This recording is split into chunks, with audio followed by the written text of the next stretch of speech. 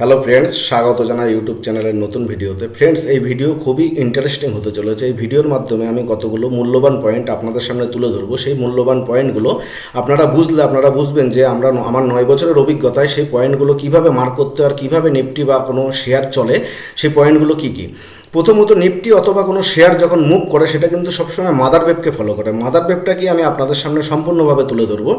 আর Nifty যারা ফিফ level বোঝেন, বর্তমানে 0.786-এর মধ্যে নিফটি ট্রেড করছে, যেটা ডেঞ্জার জোন। আর সিমেট্রিক্যাল ট্যাঙ্গেল কিন্তু ফলো করছে নিফটি। এখন সিমেট্রিক্যাল ট্যাঙ্গেল যতক্ষণ নিফটি না ভাঙবে ততক্ষণ কিন্তু নিফটিতে বড় মুভ আসা খুবই মুশকিল। আর আমার হচ্ছে 3টে রুলস। প্রফিটেবল ট্রেডার হতে গেলে অবশ্যই বাধ্যতামূলক 3টে রুলস। প্রথম রুলস হচ্ছে ওভারনাইট কোনো পজিশন ক্যারি করা যাবে না। দ্বিতীয় রুলস হচ্ছে পড়ে যাওয়া প্রিমিয়াম কখনো গড় করা যাবে না। আর তৃতীয় রুলস হচ্ছে স্টপ লস সবসময় আমাদের মাথায় না, সবসময় আমরা যেই ব্রোকারের থ্রুতে ট্রেড করি সেই ব্রোকারের থ্রুতে কিন্তু আমাদের স্টপ লস রাখা বাধ্যতামূলক। আর এই ভিডিওতে আমরা আলোচনা করব 6 মে বুধবারের জন্য নিফটি এবং ব্যাঙ্ক নিফটিতে কীভাবে ট্রেড প্ল্যান করতে হয় টেকনিক্যাল চার্টের উপর নির্ভর করে। আর সেভের ডিসক্লেমারটা একটু শুনে যাবেন। আমি আপনাকে বাই সেল রেকমেন্ডেশন করছি না, আমি কিন্তু এডুকেশন পারপাসের জন্য ভিডিওটা করছি। আপনারা আগে পেপার ট্রেড করুন, পেপার ট্রেড করে 7 থেকে 10 দিন দেখুন। যদি মনে হয় প্রফিট আসছে তখন আপনারা ধীরে ধীরে রিয়েল ট্রেড করতে পারেন। চলুন ফ্রেন্ডস, মূল ভিডিওটি শুরু করা যাক। তা নিফটি আমরা বর্তমানে চলে এসেছি 15 মিনিটের টাইম ফ্রেমে। গতকালকের ভিডিওতে আমি আলোচনা করেছিলাম নিফটি যদি 23,960-এর নিচে 15 মিনিটের স্ট্রং রেড ক্যান্ডেল ক্লোজ হয়, ডাউন সাইডে আমরা 23,850 আশা করতে পারি। তা দেখলে বুঝতে পারবেন এখানে 23,850 আসেনি, 30 পয়েন্ট মাত্র 20 পয়েন্ট ওপর থেকেই কিন্তু মার্কেট কিন্তু সেখান থেকে আবার রিবাউন্স করেছে। তা আমরা যদি টেলিং স্টপ লস ব্যবহার করতাম অবশ্যই কিন্তু 70 থেকে 80 পয়েন্ট মুভ কিন্তু আরামসে ক্যাপচার করতে পারতাম। আপনারা কত হারিয়েছেন, কত কামিয়েছেন অবশ্যই আমাকে কমেন্ট সেকশনে জানাবেন। তা আমরা নিফটি এখন সিমেট্রিক্যাল ট্যাঙ্গেলটা নিয়ে আগে আলোচনা করব। তা নিফটি সিমেট্রিক্যাল ট্যাঙ্গেল নয়। চলুন ফ্রেন্ডস, আমি আগে বড় টাইম ফ্রেমে চলে যাই। বড় টাইম ফ্রেমে যখন চলে আসছি 1 আওয়ার্সে যখন আমরা চলে এসেছি নিফটি, আপনারা এখানে দেখলে বুঝতে পারবেন নিফটি কিন্তু আপার সাইডে 24,300 আর ডাউন সাইডে 23,800, অর্থাৎ 500 পয়েন্টের মধ্যে নিফটি কিন্তু ঘোরাফেরা করছে। 500 পয়েন্ট কিন্তু নো ট্রেড জোন। তো এই ট্রেডের মধ্যে এই জোনের মধ্যে আমরা ট্রেড করতে গেলে খুব সতর্ক সহিত কিন্তু আমাদের ট্রেড করতে হবে। তার কারণ নিফটি আপনারা দেখলে এখানে লক্ষ্য করলে দেখলে বুঝতে পারবেন নিফটি যেই ডাউন সাইড থেকে যে নিফটি র্যালিটা দিয়েছিল নন স্টপ। তা বর্তমানে নিফটি কিন্তু এই যে এটা হচ্ছে গিয়ে মাদার ওয়েভস আমরা কেন বলি? মাদার ওয়েভস আমরা তখনই বলবো যে কোনো এক ওয়েভের মধ্যে যখন দ্বিতীয় ওয়েভটি ফর্ম হতে থাকে সেটা কিন্তু মাদার ওয়েভ। তা মাদার ওয়েভ আমরা কেন বলছি আপনারা এখানে দেখলে বুঝতে পারবেন। নিফটি এখান থেকে যে র্যালিটা শুরু হয়েছে এই 23,500 জোন থেকে যে র্যালিটা শুরু হয়েছে, এই আপার সাইডে এই পর্যন্ত কিন্তু নিফটি গেছে। আর ডাউন নিফটি এই পর্যন্ত যাওয়ার পরে নিফটি কিন্তু সাইডওয়েজ জোন হয়ে গেছে। আমরা মাদার ওয়েভস কেন বলি? মাদার ওয়েভ এই কারণে বলি, নিফটি যতক্ষণ এই ওয়েভের মধ্যে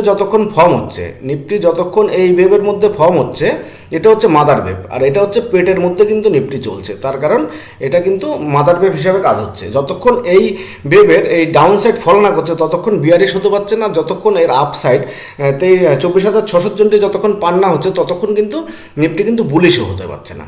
আর নিফটি এখন সিমেট্রিক্যাল ট্যাঙ্গেলের মধ্যে ট্রেড করছে। সিমেট্রিক্যাল ট্যাঙ্গেলটি কি? যখন আমরা আওয়ারলি টাইম ফ্রেমে যখন চলে এসেছি ফ্রেন্ড, তখন এই আপার সাইডে যখন আমরা দুটো রেসিস্ট্যান্স জোন আমরা এইভাবে মার্ক করে নেব, আর ডাউন সাইড থেকেও দুটো সাপোর্ট জোন আমরা যখন এইভাবে মার্ক করে নেব, এটা কিন্তু সিমেট্রিক্যাল ট্যাঙ্গেল হয়েছে ফ্রেন্ডস। আর সিমেট্রিক্যাল ট্যাঙ্গেলের মূল অর্থ কি? সিমেট্রিক্যাল ট্যাঙ্গেল যখন রেজিস্ট্যান্স টাচ করে তখন কিন্তু সাপোর্টের কাছাকাছি চলে আসে, আবার রেজিস্ট্যান্স টাচ করে সাপোর্টের কাছাকাছি চলে আসে। এইভাবে হতে হতে এটা কিন্তু চ্যানেলের মধ্যে ফেসে যায়। চ্যানেলের মধ্যে যখন ফেসে যায় তখন আপার সাইডে যখন সামান্য ব্রেকআউট হয়ে রিটেস্ট হয়ে তারপরে কিন্তু সেখান থেকে আপার সাইডে বড় মুভ দেয়। এটা হচ্ছে সিমেট্রিক্যাল ট্যাঙ্গেলের আপার সাইডের গুরুত্ব। আর ডাউন সাইডেও একই ওয়েভ ফলো করে সিমেট্রিক্যাল ট্যাঙ্গেল নিফটি। তার কারণ ডাউন সাইডেও যখন রেজিস্ট্যান্স টাচ করে তখন কিন্তু সাপোর্টের গোড়ায় চলে আসে, আবার সাপোর্টের গোড়ায় আসলে রেজিস্ট্যান্স জোন টাচ করে। এইভাবে চলতে যখন এই চ্যানেল থেকে বেরিয়ে আসে তখন কিন্তু সামান্য রিটেস্ট হয়ে তখন কিন্তু ডাউন সাইডে বড় মুভ দেয়। এটা হচ্ছে সিমেট্রিক্যাল ট্যাঙ্গেলের হচ্ছে মূল বিশেষত্ব। আর এই মতো অবস্থায় ট্রেড করতে গেলে নিফটিকে আমাদের খুব সাবধানের সহকারে আমাদের ট্রেড করা উচিত। তা নিফটিতে আমরা বুলিশ কখন হবো আর বিয়ারিশ কখন হবো ইন্টারডে ট্রেডের ক্ষেত্রে, তখন কিন্তু আমাদের তার জন্য চলে আসতে হবে আমাদের 15 মিনিটের টাইম ফ্রেমে। 15 মিনিটের টাইম ফ্রেমে যদি আমরা চলে আসি, 15 মিনিটের টাইম ফ্রেমে এলে আমরা এখন সাপোর্ট এবং রেজিস্ট্যান্স জোনগুলো মার্ক করে নেব। আপার সাইডে নিফটি আমরা বুলিশ কখন হতে পারি? আপার সাইডে নিফটি আমরা বুলিশ তখনই হতে পারি নিফটি যদি অবশ্যই 15 মিনিটের স্ট্রং ক্যান্ডেল ক্লোজ হওয়া গ্রিন বাধ্যতামূলক, এবং ডাউন সাইডেও 15 মিনিটের রেড ক্যান্ডেল ক্লোজ হওয়া সেটাও বাধ্যতামূলক। তাহলে আপার সাইডে আমরা ট্রেড কখন বুলিশ হতে পারি? আপার সাইডে আমরা বুলিশ হতে পারি নিফটি যদি 24,150-এর ওপরে 15 মিনিটের একটি স্ট্রং গ্রিন ক্যান্ডেল ক্লোজ হয়। 24,150-এর ওপরে 15 মিনিটের স্ট্রং গ্রিন ক্যান্ডেল ক্লোজ হয়, সেখানে আপার সাইডে আমাদের প্রথম টার্গেট হওয়া উচিত। খুব ছোট ছোট টার্গেট হবে ফ্রেন্ডস, তার কারণ হচ্ছে নিফটি যেহেতু সিমেট্রিক্যাল ট্যাঙ্গেলের মধ্যে ফেসে আছে, খুব সতর্কের সহিত আমাদের ট্রেড নিতে হবে এবং সঠিক কনফার্মেশনও জরুরি। এই 15 মিনিটের গ্রিন ক্যান্ডেল ক্লোজ হওয়া কিন্তু বাধ্যতামূলক এবং জরুরি। তাই 150-এর উপরে ক্লোজ হলে আপার সাইডে আমাদের প্রথম টার্গেট হতে পারে 24,200 এবং সেকেন্ড টার্গেট হতে পারে 24,290 হচ্ছে সেকেন্ড টার্গেট হতে পারে। তাহলে প্রথম টার্গেট আমরা পেয়ে যাচ্ছি 24,200 হচ্ছে প্রথম টার্গেট, এবং সেকেন্ড টার্গেট হচ্ছে আমাদের 24,290। 24,290 হচ্ছে সেকেন্ড টার্গেট। আর ডাউন সাইডে আমরা নিফটি বিয়ারিশ কখন হতে পারি? ডাউন সাইডে আমরা নিফটি বিয়ারিশ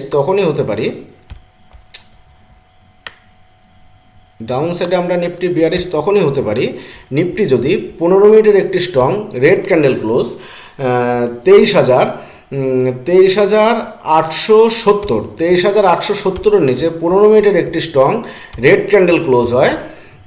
23,870-এর নিচে 15 মিনিটের স্ট্রং রেড ক্যান্ডেল ক্লোজ হয়। ডাউন সাইডে আমাদের প্রথম টার্গেট হওয়া উচিত 23,800 হচ্ছে প্রথম টার্গেট, এবং সেকেন্ড টার্গেট হওয়া উচিত ডাউন সাইডে আমাদের 23,750।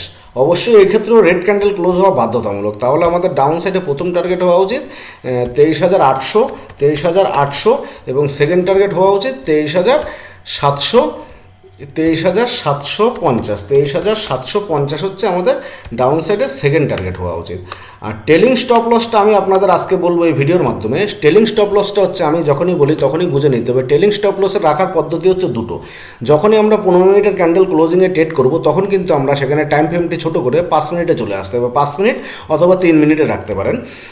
তা 5 মিনিটে যখন আমরা টাইম ফ্রেমে চলে আসবো, তখন কিন্তু আমরা ফলো করব যে আপার সাইডে যদি আমাদের ট্রেড অ্যাক্টিভেট হয়ে যায়, যেমন এই 24,150-এর উপরে গ্রিন ক্যান্ডেল ক্লোজ হওয়া বাধ্যতামূলক, যখন আমাদের এই ট্রেডটা অ্যাক্টিভেট হয়ে যাবে তখন আপার সাইডে আমরা টেলিং স্টপ লস করবো। নিফটি যখন ধীরে ধীরে ওপরে যাবে, তখন 5 মিনিটের ক্যান্ডেলের লোটা আমরা ধীরে ধীরে ওপরের দিকে তুলবো। এটা হচ্ছে প্রিমিয়ামের ক্ষেত্রে নয়, এটা নিফটির ক্ষেত্রে। এই 5 মিনিটের ক্যান্ডেলের টাইম ফ্রেমটা আমরা ধীরে ধীরে ওপরে তুলবো, সেটা হচ্ছে আমাদের টেলিং স্টপ লস। আর আমরা যদি যে প্রিমিয়ামটা নিয়ে ট্রেড করব, সেই প্রিমিয়াম অথবা নিফটির ক্ষেত্রে যদি আমরা দ্বিতীয় আরেকটা পদ্ধতি আছে, সেই পদ্ধতিতে যদি স্টপ লস রাখতে চাই, সেক্ষেত্রে আমাদের যে এফ বটনটি আপনারা দেখছেন ওপরে, এফ বটনে আমরা ক্লিক করে এখানে আমরা ইন্ডিকেটার যুক্ত করব। সেখানে ইন্ডিকেটারটা হচ্ছে ইএমএ যখন আমরা সার্চ লিখবো, সেখানে মুভিং অ্যাভারেজ এক্সপোনেনশন লেখাটি চলে আসবে। এক্সপোনেনশন মুভিং অ্যাভারেজটি আমরা এখানে যখন সিলেক্ট করব, তখন যতক্ষণ নিফটি বিয়ারিশ যখন হবে, যতক্ষণ এই মুভিং অ্যাভারেজ এক্সপোনেনশনের নিচে যতক্ষণ নিফটি ট্রেড করবে, যতক্ষণ এর উপরে একটি স্ট্রং গ্রিন ক্যান্ডেল ক্লোজ না হচ্ছে, ততক্ষণ আমাদের ট্রেড কিন্তু অ্যাক্টিভেট থাকবে। আর আপার সাইডে যতক্ষণ এই রেখাটির নিচে যতক্ষণ একটি রেড ক্যান্ডেল স্ট্রং ক্লোজ না হবে, ততক্ষণ কিন্তু আপার সাইডে আমাদের ট্রেড কিন্তু অ্যাক্টিভেট থাকবে। এটা হচ্ছে স্টপ লস রাখার পদ্ধতি দুটো, একটা হচ্ছে মুভিং এক্সপোনেনশন অ্যাভারেজের মাধ্যমে, আর দ্বিতীয় স্টপ লসটি আমাদের রাখা উচিত টেলিং স্টপ লস, সেটা ক্যান্ডেলের লো 5 মিনিটের ক্যান্ডেলের টাইম ফ্রেমে। আর চলুন ফ্রেন্ডস, এবার আমরা দেখে নেব যে ব্যাংক নিফটিতে আমরা কীভাবে ট্রেড করব। ব্যাংক নিফটি 15 মিনিটের টাইম ফ্রেমে যখন চলে আসছে, ব্যাংক নিফটি আপার সাইডে বুলিশ কখন হবো? আপার সাইডে বুলিশ তখনই হবো ব্যাংক নিফটি 55,000-এর ওপরে যদি একটি স্ট্রং 15 মিনিটের গ্রিন ক্যান্ডেল ক্লোজ হয়। সেখানে আপার সাইডে 150 পয়েন্ট, অর্থাৎ 55,150-এর কাছাকাছি আপার সাইডে আমাদের টার্গেট রাখা উচিত। আর ডাউন সাইডে ব্যাংক নিফটি বিয়ারিশ কখন হবো? 54,400-এর নিচে যখন একটি 15 মিনিটের স্ট্রং রেড ক্যান্ডেল ক্লোজ হবে, তখন ডাউন সাইডেও 150 পয়েন্ট, অর্থাৎ 54,250-এর নিচে আমরা টার্গেট রাখতে পারি।